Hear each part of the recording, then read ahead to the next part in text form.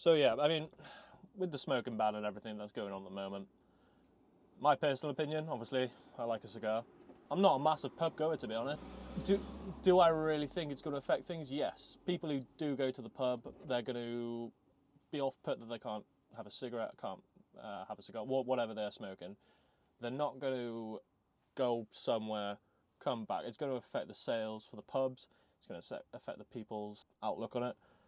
And realistically, all it's really doing is taking away people's freedoms. But what Jordan's done, he's got a few clips for me on here. I'm going to have a look through there. Realistically, all he's done is he's going to piss me off before I go to bed.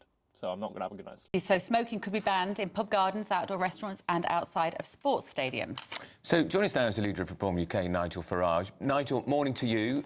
You are a smoker, you are a parliamentarian. Is this going to be something you'll be raising in the Commons next week?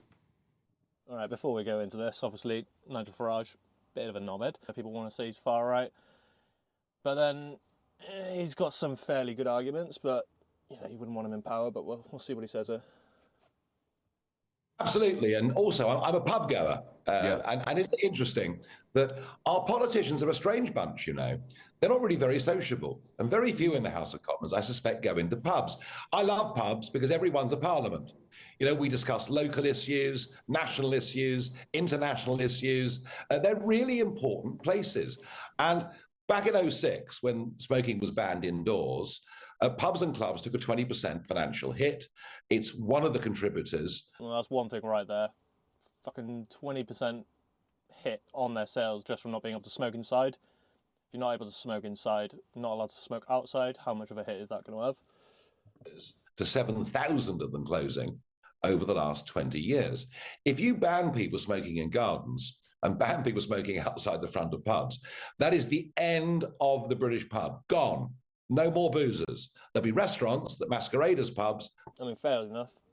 Arguably, the British drinking sort of mentality isn't great, but it brings a lot of money in for the country, so... But there will be no more pubs, and that's because, you know, quite a high proportion of pub goers enjoy the odd smoke as well. So I think it's massive government overreach. I think it's an intrusion that is just a step way too far. Because if you're outside, there's no reason why your smoke should affect anybody else at all. But I also think there's a danger. To add to that, a lot of the pubs' outdoor areas are smoking areas. If you don't want to be around the smoke, maybe don't go to a smoking area. Danger here. And the danger is this. If you turn through regulation and through tax on the price, a legal activity into effectively an illegal activity, you hand it straight to the criminal gangs. And yeah, I mean, that's a massive thing at the moment. With all the laws that are smoking related in the UK, teenagers not being able to buy them if they're under 14 at the moment, even if they're 49 years old in however many years that is, they can't buy cigarettes. They're going to buy it off some random person who's either going to inflate the price, give them absolute shit, not letting people have their freedom to choose. It's a dictatorship. At the end of the day, I enjoy a cigar. I could be out there doing something much, much worse. And if I can't smoke a cigar in the UK, it's just going to make me go abroad, get a load, bring them back. Again, I'm a criminal then, but let's skip on to this next one. The sad demise of Britain's nightlife. So what happened to the old British nightlife? We've always loved a cheeky pint in the... Before we go anywhere, this guy's voice, it's going to be a good video. Pub or a JD and Coke in the nightclub? Maybe I'm wrong, but I just thought as soon as you turn 18, wallop. You're out in the town every Friday and Saturday night, getting on it, smashing back the Jaeger. Definitely used to be like that. Don't see it too much now where I am. Again, I don't go to the pubs, but when I used to go out, it used to be full of students. I've always lived in a student-y town. But you don't really see... You still see some students going out on the lash, but more and more aren't going out, so it is fair enough. Bozzers cutting some naughty shapes, and if you're a fella chatting up the birds, hello babe, is your name Wi-Fi because I'm feeling connected to you, bosh, then she tells you to fuck off, but you say okay and you cut your losses. You move on to the next straggler, maybe her fat mate with a wart on her face. She's getting no action, she'll probably be keen. Sorry, I'm off topic now, but anyway, no, apparently this is not the case anymore because British nightlife has basically shit itself. Now, do you fancy a lunchtime pint? Maybe not. Pubs up and down the UK are facing a battle to survive. Used to a lot. The lunchtime pint has definitely gone out the window. When I first turned 18 and I was working in like call centres and stuff like that, it would be a regular thing. Go for a pint at lunch, come back, go on the phones. Whether it's that type of job, but obviously it used to be a much bigger thing. It's gone now. It ain't happening. It's probably a good thing, I suppose. Again, but if I had a long enough break to smoke a cigar, I'd definitely go and do that.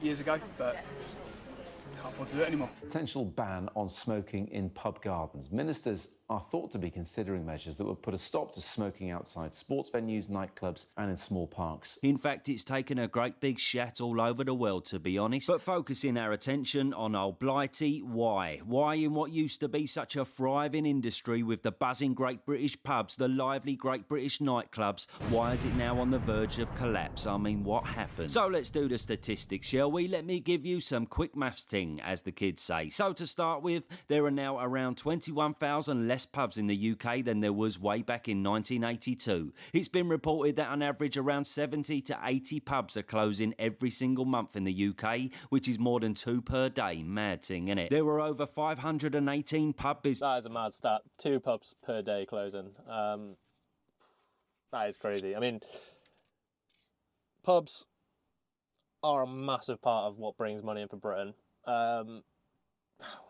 Obviously, you do get, again, you get some people who go way too far, end up causing fights, whatever it is, breaking laws. That's a minority.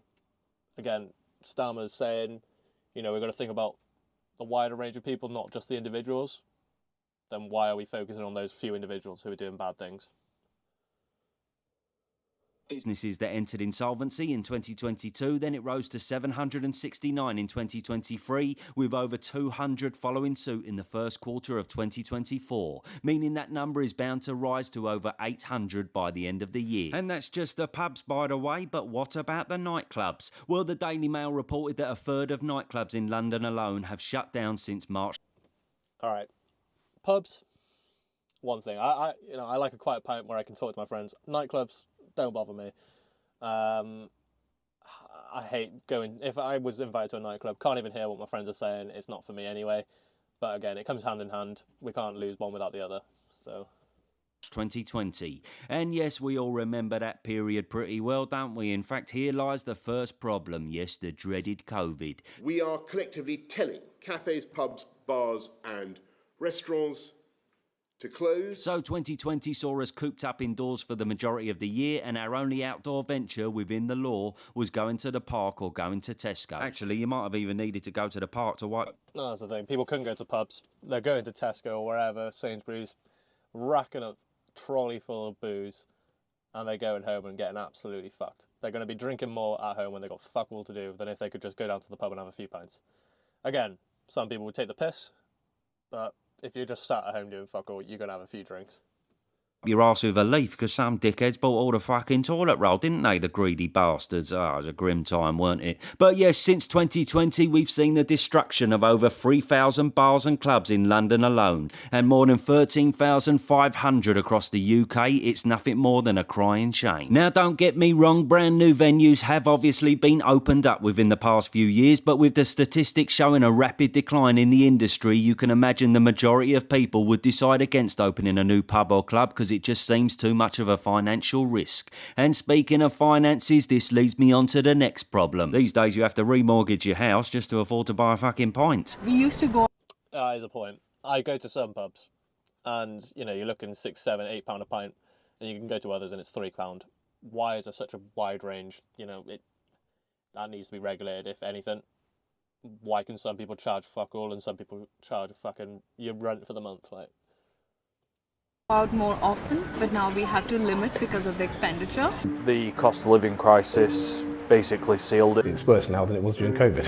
It's tougher now. Yes, if you fancy a night out in London, you'll be lucky to get a nice pint of your favourite lager for less than £7. And up in the West End, you're looking at £8 or £9. But don't worry, it gets better, doesn't it? Because when you're a bit bloated from the lager and you fancy a short, you can have a double vodka and coke for anywhere between 12 and £15. Fucking buzzing. Did you know the average cost of a pint in 2002 was just £2? Blimey, no wonder everyone was getting fucking pissed back then. But yeah, ultimately, with the increase of pretty much everything in the last few years, you got the cost of living crisis, you got petrol prices through the roof, car insurance having doubled, food prices, blah blah blah. People just ain't got the bunts these days to spend their remaining wages, if any, on regular nights out. I mean, it's 50p for a Freddo now. How the fucking hell did that happen? Ultimately, all this means fewer customers for the bar owners, which obviously means much less business, and it's a vicious circle that's showing no signs of anything changing anytime soon. But it's not just the customers' money that's the only financial headache, because with rent and property prices skyrocketing in the past few years, and Britain having the third highest level of beer tax across... Again, if we're not going to be able to tax these things, they're just going to raise the tax on something else. It's going to be taxing our food, petrol, whatever. It's going to be going up in price just to cover the costs of not being able to drink and not being able to smoke.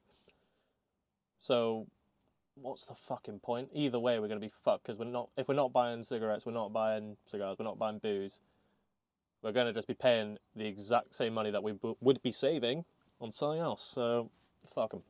Across the whole of Europe, it's simply much more costly to keep a bar or club premises, and unfortunately for many, along with the staff wages, food and alcohol prices, utilities, insurance, entertainment, the list goes on, owners are just struggling to make a profit. Pubs like this are having to close early, sometimes 8 or 9 o'clock, just to save on costs. It costs them £250 just to open. But come on, putting aside the doom and gloom of expensive drinks and the state of the economy, surely there's still a load of people out there who want to get pissed up and let loose. What about the 18 to 30-year-olds? Surely they're up for a couple of nights out a week like we all did in our heyday? Well, interestingly, no, not so much. Because the one major difference nowadays from them booming years that pubs and clubs once had is the mobile blower. As we transition out of the last pandemic, we're entering a new pandemic of addiction. Well, check your pockets, and it's your smartphone. Now it just feels like we can't live without our phones in this day and age, but A&R... Yeah, again, you know, when it comes to addiction, people have been smoking cigarettes for a long time. Yes, they're addicted, but it's not going to change nothing. They're still going to be trying to get it. Young stay-at-home scrollers constantly on social media and gaming while struggling to communicate in person. I'll tell you who they are. They are the sober-curious generation. Yes, it turns out Gen Z's drinking habits have severely changed. They're being labelled the sober-curious generation because they are limiting their alcohol intake, unlike their predecessors like myself who just used to get fucking walloped and you'd end up face down in a doner kebab while it's lost, you shit yourself again. Those were the days. Sorry, where was I? But yes, many are limiting their alcohol intake for the obvious financial reasons we talked about earlier, but also for health reasons. Gen Z are much more fixated on a healthy lifestyle and looking after their body, which means alcohol is simply a no-go area. Again, when you say it like that, it doesn't sound like such a bad thing, right? But again, it's taken away those people's freedoms, and I think that's the main issue to take away from this. I mean, if you think about it on social media, YouTube, etc., it's a constant barrage of health advice from fitness experts and gurus saying, don't do this, don't do that. I mean, they get on your fucking nerves, to be honest. Most of them sit there all steroided up telling us to eat a vegan sheep bollock because it's full of vitamins, and it's like, oh, leave off, you great big tit. But do you know what I mean? There's definitely no one on these platforms saying, get yourself down the pub, order a bag and have a naughty little fucking session, because they probably get arrested. So in a nutshell, places like central London, the West End, for example, pubs and clubs are just about surviving here because it's the busiest and most expensive place in the UK. The customer base of city professionals having a drink after work will always be there. Yeah, fuck living in London. That ain't for me. Too busy for me. But again, you live in a small town. I'm from a little town. We had nothing but pubs, and to be fair, the majority of them have closed. But there was nothing else to do in that town. You're not close to anywhere, so you go to the pub with a few friends, have a drink, have a smoke, whatever. There's nothing wrong with that. I mean, yeah, again, people get out of hand. Just fucking restrict them then. But it's the establishments on the outskirts that are experiencing the biggest issues, and according to Sasha Lord, Manchester First nighttime economy advisor, about 3/4 of the UK nightclubs have shut down since 2005, and there won't be any left come 2030 if the current trajectory continues. Pubs could be on this list as well, by the way things are going. Thank God for fucking Weatherspoons. Adios for now. Having to close a load as well, so aren't they? So it's not looking good for them, but again, that's not overly to do with the smoking thing, but the smoking thing is definitely going to affect that. You know, if people can't go for a smoke outside the pub, you know, they're not going to go, or that it might not stop them from going, but it's definitely going to limit how much they're spending in the pub, because they're going to be fucking elsewhere trying to have a cig. Like, asking people if pubs. Mention this before the... Would you have voted for Labour if you knew they were going to ban smoking? No. I wish he'd have said something like this before the election and tell the truth. I wish politicians would tell the truth. So I'm a bit unhappy with the way they might bring things in. I'm interested what's best for people, and that is honesty and transparency. Mention this before the... Amen. I agree with him, yeah, 100%. And I can guarantee with both those guys, if they both voted Labour and now they're saying, no, I regret that, they're just going to instantly be like, oh, he's a right-winger. Like... election, and you might or might not have got my vote, but just be truthful with people and straight up, and that's the way I feel. I think for me it's just about too much control. Everybody has their own benefit to judge for their own benefit, and let it be. Let the individual person keep doing what they want to do. If I'm not harming anyone and it turns into someone wanting to speak to me outside the pub, like my friend here, let it be what it should be. We don't need to be governed down to the micromanaged, and that's it really, that's all I have to say. I think there's... Yeah, 100%. Exactly what that guy said. You know, if we're just getting treated like kids, you know, we've got to do this, we've got to do that, can't do this, can't do that. Again, it's a dictatorship then, isn't it? I mean, I think the issue here isn't that they're doing this now, it's what they're going to do in the future. There's an aspect of, if you really want to stop this, great. I think there's this whole aspect of the age ban of like, okay, if you're 18 now, you can buy cigarettes.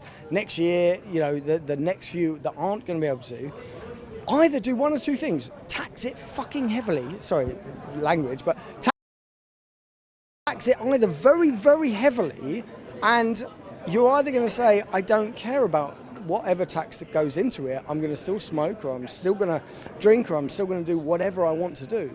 But put that towards something.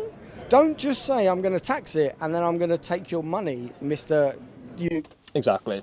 You know, they're saying that people who smoke are a massive burden on the NHS, and give them some of that money that you're taxing these cigarettes with, and they might be better off. UK taxpayer or Mrs. UK taxpayer, and hide it within the budget somewhere else. It's ludicrous, and it's an endless cycle. And whether I agree or disagree with Labour being in place at the moment, I think it's a bold move, but I think it's a bold move for all the wrong reasons. Personally, I think just make it 100%. either smoking or He's back. non-smoking Oh, yeah. and then that will benefit He both loves the camera. parties who do smoke and who don't.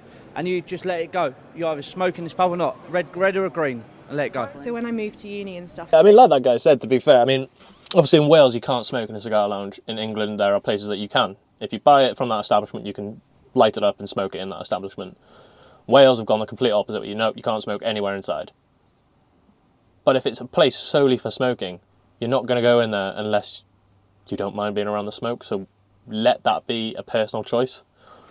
Smoking areas were like where you would meet more people than inside a club or like inside a pub. Like it's more of a chance to like meet someone one-to-one, I guess. Yeah. It's a social aspect of going on, I think. Yeah, definitely. That's it, they don't want us to be social. Oh, yeah. That's interesting. I've Yeah. only ever met people in a smoking area. Yeah, well, Yeah. that's so fair. True. Because like, I've had some of the best it's that, conversations on them one-to-one now in a smoking area. conversation. Or like it's a icebreaker to be like, oh, do you have a lighter or do you have a filter?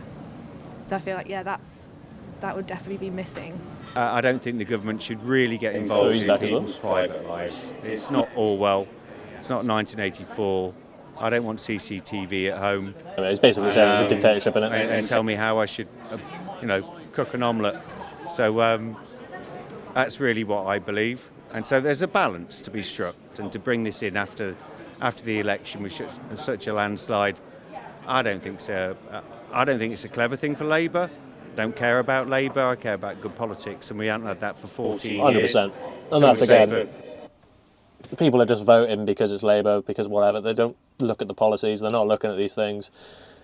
They're just voting for, oh, these are the good guys. They stand for what's right, but then they don't actually look at the policies. So the guy's got a point. Forever, but that's the way I feel.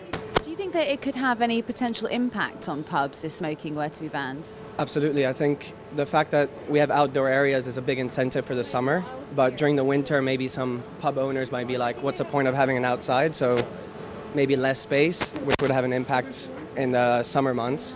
But perhaps, yeah, I don't think it'll be good necessarily for pubs in general. I feel like already pubs are kind of struggling, so if you're putting more like restrictions on what, yeah, like clubs and pubs is struggling so much since COVID, so if you're going to put more restrictions on things that people go there to do socially, I feel like people just do it at home.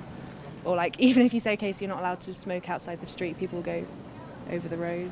So, yeah, I don't know. Yeah, I mean, to go for what she's saying, this is going to sound like a conspiracy, but are they just doing this? You know, they don't give a shit if they're struggling. Are they doing this so we're not as social, we're not as, you know, I suppose where they're going to have an issue is if people are going to get frustrated with the government, they're going to go to the pub and chat shit with their friends, and then that's where there's going to be a disdain for the government. Are they trying to stop that? Who knows, but definitely seems like... Yeah. It seems kind of like unfair to pubs probably, I think. What happen is you're going to walk away from the pub and you're going to smoke and it's going to bother all of the neighbours.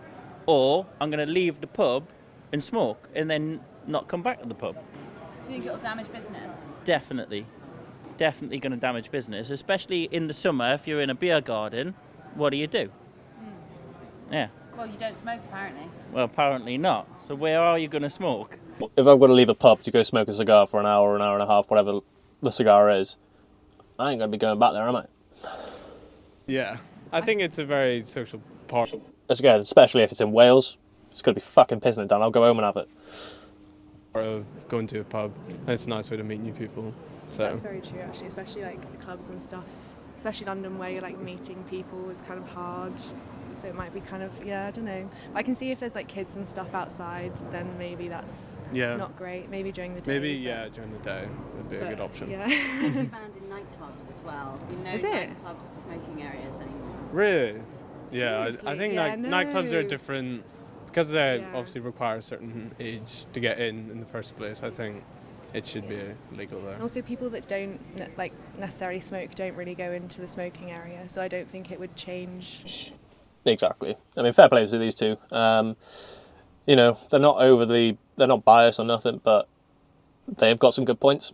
Whatever stance they have, they are saying a lot of points that do make sense. And, you know, like you said, if you've got a dedicated smoking area in a nightclub, if you don't smoke, don't go there.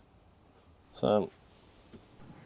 the amount of people that are like exposed to secondhand smoke and stuff, I don't think that would change it at all. So I don't see how it would help. Look what happened with bingo halls, for example.